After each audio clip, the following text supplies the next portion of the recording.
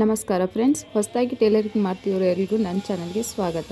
ನೀವು ಇಲ್ಲಿ ನೋಡ್ಬೋದು ಫ್ರೆಂಡ್ಸ್, ನಾನೊಂದು ಲೈನಿಂಗ್ ಬಟ್ಟೆ ತೊಗೊಂಡಿದ್ದೀನಿ. ಇದ್ರ ಮೇಲೆ ಅದರ ಅಳತೆ ಬರೆದಿದ್ದೀನಿ. ಇದು 4 ವರ್ಷದ ಮಗುವಿಗೆ ನಾನು ಜಾರ್ಜೆಟ್ ಬಟ್ಟೆಯಲ್ಲಿ ಅಂದರೆ ನನ್ನ ಮಗಳಿಗೆ ಫ್ರಾಕ್ ಮಾಡ್ತಾ ಇದ್ದೆ. ಇದು ಜಾರ್ಜೆಟ್ ಬಟ್ಟೆ. ಕಲಿಬೇಕಾದ್ರೆ ಇವೆಲ್ಲ ಸಣ್ಣ ಪಾಯಿಂಟು ಫ್ರೆಂಡ್ಸ್ ಎಲ್ಲ ನೆನ್ಪಿಟ್ಕೋಬೇಕು. ನೀವು ಮುಂದೆ ಏನಾದರೂ ಈ ಥರ ಜಾರ್ಜೆಟ್ ಬಟ್ಟೆಲಿ ಮಾಡಬೇಕು ಅಂದ್ಕೊಂಡಿದ್ರೆ ದಯವಿಟ್ಟು ವಿಡಿಯೋನ ಕಂಪ್ಲೀಟಾಗಿ ನೋಡಿ. ಯಾಕೆಂದರೆ ಜಾರ್ಜೆಟ್ ಬಟ್ಟೆ ಇಷ್ಟು ಎಳೆ ಬಿಟ್ಕೊಳ್ಳುತ್ತೆ. ಕಟ್ ಮಾಡಿದ ತಕ್ಷಣವೇ ಹೊಲಿಯೋಕ್ಕೆ ಸ್ಟಾರ್ಟ್ ಮಾಡಿಬಿಡಬೇಕು. ಇಲ್ಲಾಂದ್ರೆ ಅಲ್ಲಲ್ಲೇ ಇಟ್ಟರೆ ಎಳೆಯಾಗಿ ಬಿಟ್ಟು ಸಿಕ್ಕಾಪಟ್ಟೆ ಪ್ರಾಬ್ಲಮ್ ಮಾಡುತ್ತೆ. ಇದು ಅಂಬ್ರೆಲಾ ಸ್ಲೀವ್ಸ್ ಕಟ್ ಮಾಡಿ ನಾನು ಮಾಡ್ತಾಯಿದ್ದೆ. ಇದರಲ್ಲಿ ಎಷ್ಟು ಮಿಸ್ಟೇಕ್ಸ್ ಆಯಿತು ಗೊತ್ತಾ? ಜಾರ್ಜೆಟ್ ಬಟ್ಟೆ ಹೊಲಿಬೇಕಾದ್ರೆ ಇದು ಸ್ಲೀವ್ಸ್ ಬಂದುಬಿಟ್ಟು ಜಾರ್ಜೆಟ್ ಬಟ್ಟೆ ಕಟ್ ಮಾಡ್ತಾಯಿದ್ರೆ ರೌಂಡ್ಸ್ ಅಂದರೆ 4.5 ಸ್ಲೀವ್ಸ್ ಟೋಟಲ್ ಇತ್ತಾ ರೌಂಡು. ಅದಕ್ಕೆ ಇದನ್ನು 1 ಇಂಚಷ್ಟು ಕಡಿಮೆ ಇಡಬೇಕು. ಸ್ಲೀವ್ಸ್ ಲೆಂತು ಜಾಸ್ತಿ ಬಂತ ಅಲ್ಲಿ.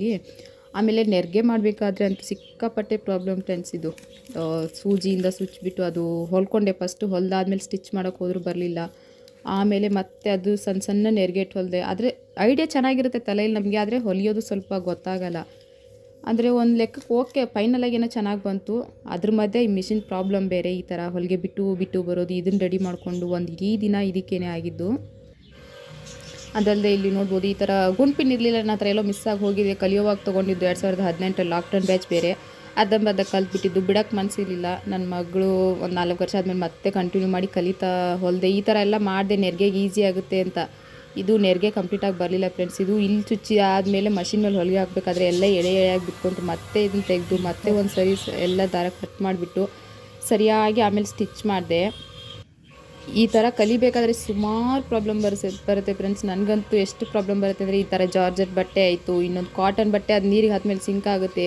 ಇದೆಲ್ಲ ಕಲಿಯೋವಾಗಲೇ ಗೊತ್ತಾಗೋದು. ಈ ಥರ ಪ್ರಾಬ್ಲಮ್ಸ್ನೆಲ್ಲ ನಾನು ಮಾಡ್ತಾ ಇರ್ತೀನಿ. ನೀವು ಕಲಿತಾ ಇದ್ದರೆ ನಿಮ್ಮ ಬಟ್ಟೆ ಲೈನಿಂಗ್ ಬಟ್ಟೆ ಅಂದರೆ ನಾನು ಏನು ಹೇಳೋಕ್ಕೆ ಬರ್ತಾಯಿದ್ದೀನಿ, ನೀವೇನಾದರೂ ಇನ್ನೂ ಕಲಿತಾ ಇದ್ದೀರಾ ಅಂದರೆ ನನ್ನ ಚಾನಲ್ನ ಖಂಡಿತ ನೀವು ಸಬ್ಸ್ಕ್ರೈಬ್ ಮಾಡ್ಕೋಬೇಕು. ಯಾಕೆಂದರೆ ನಿಮ್ಮ ದುಡ್ಡು ಸಮಯ ಉಳಿಸ್ತೀನಿ. ಯಾಕೆಂದರೆ ನಾನು ಅಂಥದ್ದೇ ಮಾಡಿದ್ದೀನಿ. ಇಂಥ ಸುಮಾರಷ್ಟು ವೀಡಿಯೋಗಳು ನನ್ನ ಹತ್ರ ಇದೆ. ಆಮೇಲೆ ಹಾಕ್ತಾ ಹೋಗ್ತೀನಿ. ಎಡಿಟ್ ಮಾಡೋದೇ ಸ್ವಲ್ಪ ನನಗೆ ಕಷ್ಟ ಆಗ್ತಾಯಿದೆ.